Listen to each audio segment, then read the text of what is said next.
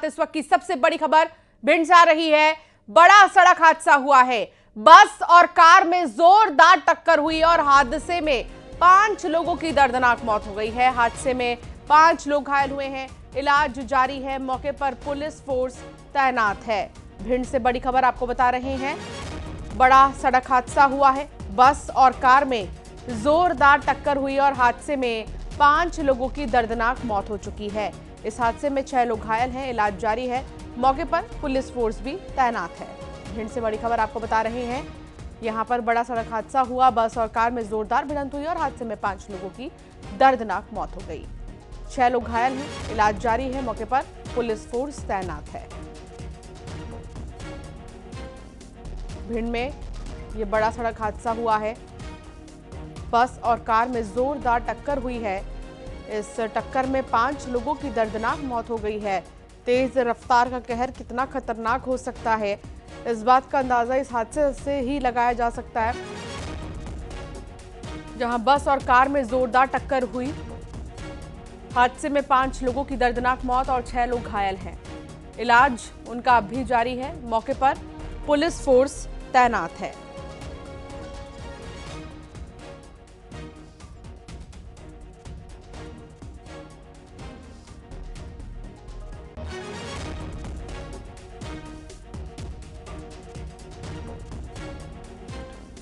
भीषण सड़क हादसा भिंड में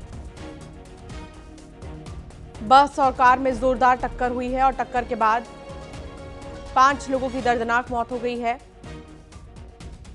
6 लोग घायल। इलाज जारी है उनका इस हादसे में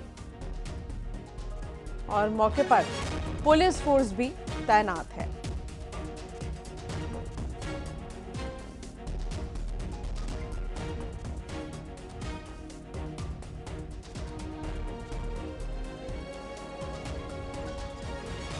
रविरमन त्रिपाठी संवाददाता हमारे साथ जुड़ गए हैं। रविरमन, क्या जानकारी मिल रही है इस हादसे को लेकर?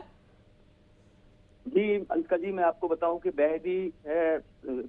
भीभत्स सड़क हादसा पेश आया है और तस्वीरें जो इस सड़क हादसे की जो आई हैं वो रोंगटे खड़े कर देने वाली हैं।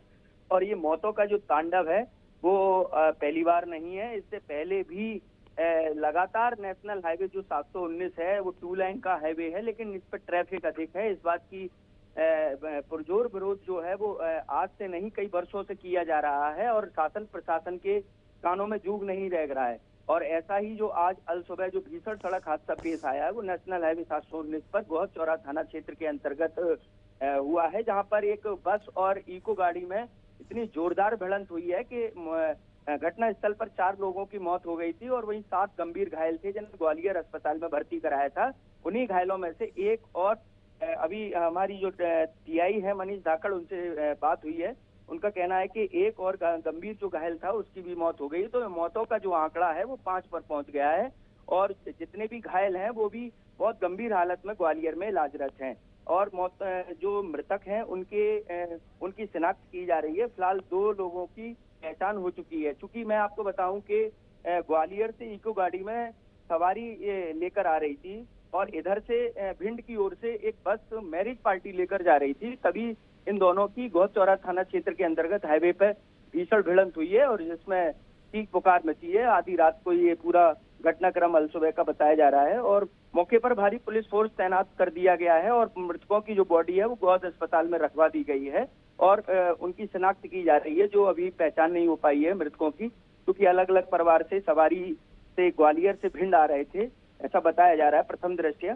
तो कहने का मतलब ये है कि लगातार संतों ने भी इस हाईवे को चौड़ीकरण को लेकर आंदोलन किया था।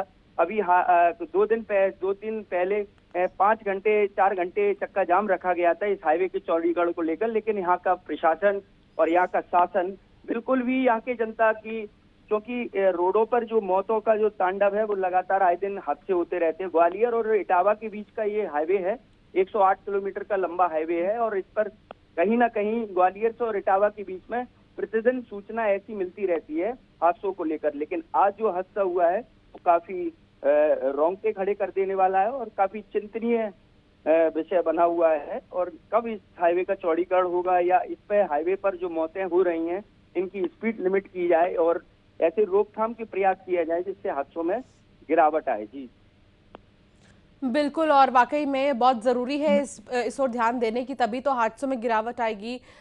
लेकिन क्या जानकारी मिल रही है रवि रमन, परिवार वालों की? क्या परिवार वालों को इस बारे में जानकारी दी गई है, उनके अपनों को इस बारे में जानकारी दे दी गई? जी बिल्कुल अंशिका जी, आपने बिल्कुल सही कहा है कि क्या जो जिनके परिजनों तक सूचना पहुंच पाई है कि किसके गंभीर घायल हैं या मृतक हैं, तो अभी टीआई से बात हुई थी। उनका कहना है कि दो जो मृतक हैं उनकी शिनाख्त हो चुकी है, उनके परिजन आ गए हैं हॉस्पिटल, और वो भी काफी बिलख रहे हैं। बहुत शुक्रिया रवि रमन जानकारी साझा करने के लिए।